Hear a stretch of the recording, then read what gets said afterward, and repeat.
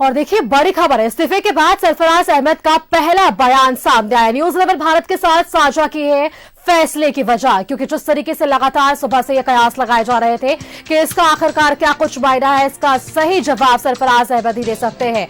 और अब आपको बताएं कि उन्होंने ये फैसले की वजह को साझा किया।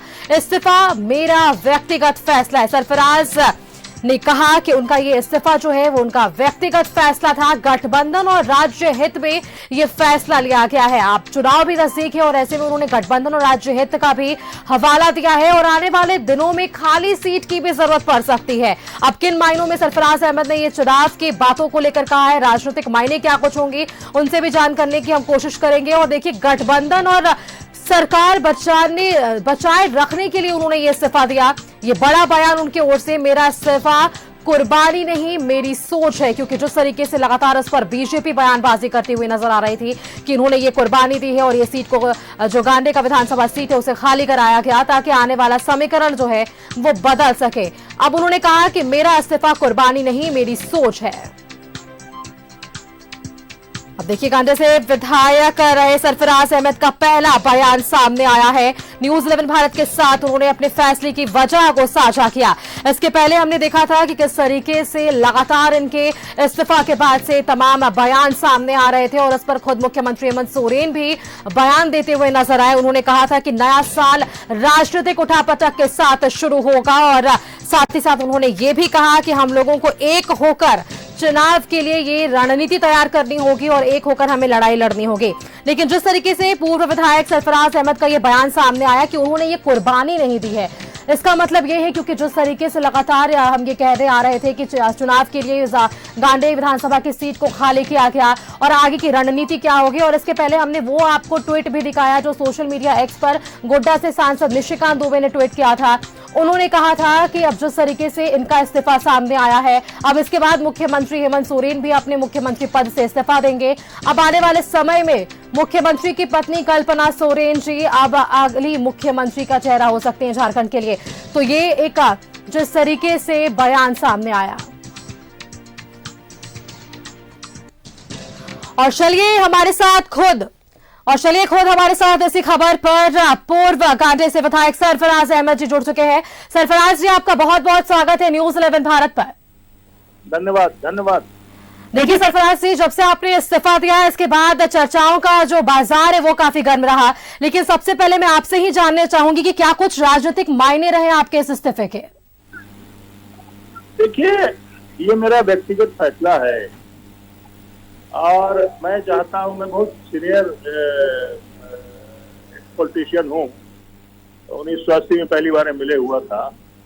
तो मेरे तजुर्बे के हिसाब से और जो समय गुजर रहा है तो मुझे कुछ खतरा नजर आ रहा था।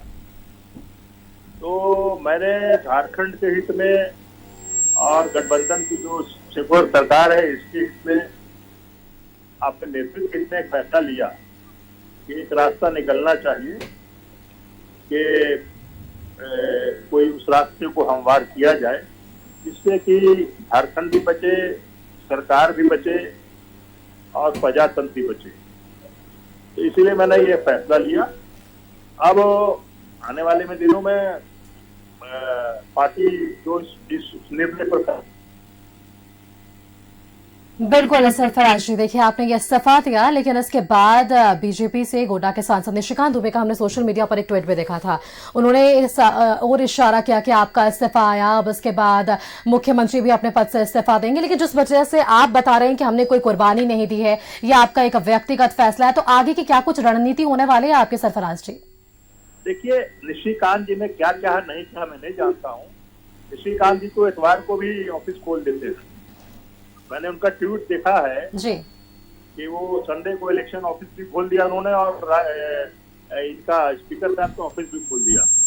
तो प्रजातंत्र में सबको आजादी है अपनी बातें रखने की, तो उन्होंने भी अपनी बात रख दी है, ऐसा कुछ नहीं है। आगे जो भी पार्टी हमारे इस निर्णय पे फैसला लेगी और मुझे उम्मीद है कि अच्छा ही फैसला लेगी। बिल्कुल सरफराज जी, लेकिन देखिए आज साल का पहला दिन है और आपका 1 साल का ही कार्यकाल बचा था, बस एकमात्र आप 1 साल तक आपका कार्यकाल बचा था और ऐसे में साल का पहला दिन और आपके पास अब विधायकी नहीं है। ऐसे में जिस तरीके से बीजेपी भी लगातार ये सवाल करती आ रही है कि नया साल में कुछ तो नया होने वाला है, क्या कुछ परिस्थितियां उत्पन्न होने वाली है राजनीतिक मायने से अगर देखा जाए तो? ऐसा है, अगर बीजेपी नया साल में कुछ नया करने वाली थी तो मैंने शायद उनसे पहले कुछ नया कर दिया है ना जी। और साल भर तो बड़ा जल्दी गुजर जाएगा मैडम। अभी लोकसभा का इलेक्शन होगा, आचार संहिता लग जाएगा, फिर असेंबली का चुनाव आएगा, आचार संहिता लग जाएगा और साल भर यूं ही गुजर जाएगा। ठीक है ना जी। और मैं कई बार एमएलए रह चुका हूँ, लोकसभा रह चुका हूँ, बिहार में मिनिस्टर भी था और मैं एमएलसी भी रह चुका हूँ, बिहार कांग्रेस का प्रेसिडेंट भी रह चुका हूँ। इसीलिए ये सब बातें कोई खास बात नहीं है, ये राजनीति में चलता रहता है। ये है कि एक सेक्युलर सरकार को कैसे रखा जाए, बचाया जाए, झारखंड हित में ही मैंने एक फैसला लिया। चलिए, आपका बहुत बहुत धन्यवाद हमारे साथ जुड़ने के लिए सरफराज जी, और अपनी पहली प्रतिक्रिया न्यूज 11 भारत के साथ साझा करने के लिए कि क्या कुछ आपके राजनीतिक मायने रहे। आपका बहुत बहुत धन्यवाद सरफराज जी हमारे साथ जुड़ने के लिए। तो ये थे गाजे के पूर्व विधायक सरफराज अहमद, जिनका पहला बयान न्यूज 11 भारत के सामने रखा गया कि किस तरीके से इन्होंने बताया कि ये इस्तीफा उन्होंने क्यों दिया और आगे की इनकी क्या कुछ रणनीति होने वाली है। और देखिए, इसी खबर पर उनसे विशेष बातचीत की हमारे संवाददाता शाहनवाज अख्तर ने। आइए वो भी आपको सुनाते हैं कि किस तरीके से उन्होंने अपने बातों को सामने रखा है। मैं दोहराता हूं कि सरफराज अहमद इतने मैच्योर पॉलिटिशियन है, जेएमएम के सदस्य के तौर पर, विधायक के तौर पर चुने गए, इस्तीफा आपने क्यों दिया? देखिए, मैंने ये फैसला लिया है, बिल्कुल व्यक्तिगत फैसला है और हमने झारखंड के हित में, राज्य के हित में, सरकार, गठबंधन सरकार के हित में और अपने नेतृत्व के हित में फैसला किया है। जो आने वाले दिनों में अगर इसकी जरूरत पड़ सकती है तो इसी हित में यहाँ गठबंधन की सरकार रहे और चलती रहे, कहीं किसी तरह की दिक्कत नहीं हो, इसीलिए फैसला मैंने लिया।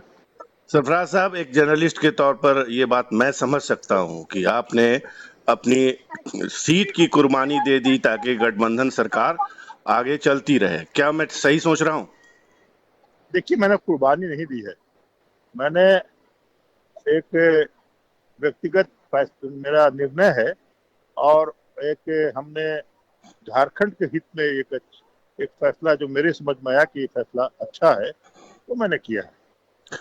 सरफराज साहब, जेएमएम के पास इतनी बड़ी विधायक दल की संख्या जिससे सहारे सरकार चल रही है, किसी ने ये कुर्बानी नहीं दी, तो फिर इसीलिए मैं कुर्बानी का लफ्ज इस्तेमाल कर रहा हूँ। देखिए भैया, एक्सपीरियंस और तजुर्बा और व्यवहारिकता सबके पास नहीं होती है ना। और आप खुद ही, मैं एक मैच्योर हूँ, बहुत पुराना आदमी हूँ, मैं दिक्कत को समझ सकता हूँ और इस सब चीजों को सामने रख के हमने फैसला लिया। तो ये आखिरी सवाल होगा सरफराज साहब कि मान के चला जाए कि कोई एक नया चेहरा आपके यहाँ से चुनाव लड़े और वो प्रदेश का नेतृत्व संभाले, ये फैसला तो पार्टी करेगी, मैं नहीं कर सकता। ठीक है, आपने फैसला करेगी, हमारे लिए मान होगा। तो चलिए ये सब मान के चला जाए कि आगे आने वाले दिनों में कुछ बदलाव देखने को मिलेगा। ये मैं नहीं कह सकता हूँ, ये तो वक्त बताएगा। ठीक है, आपने न्यूज़ 11 भारत से बातचीत की है, आपका बहुत बहुत शुक्रिया।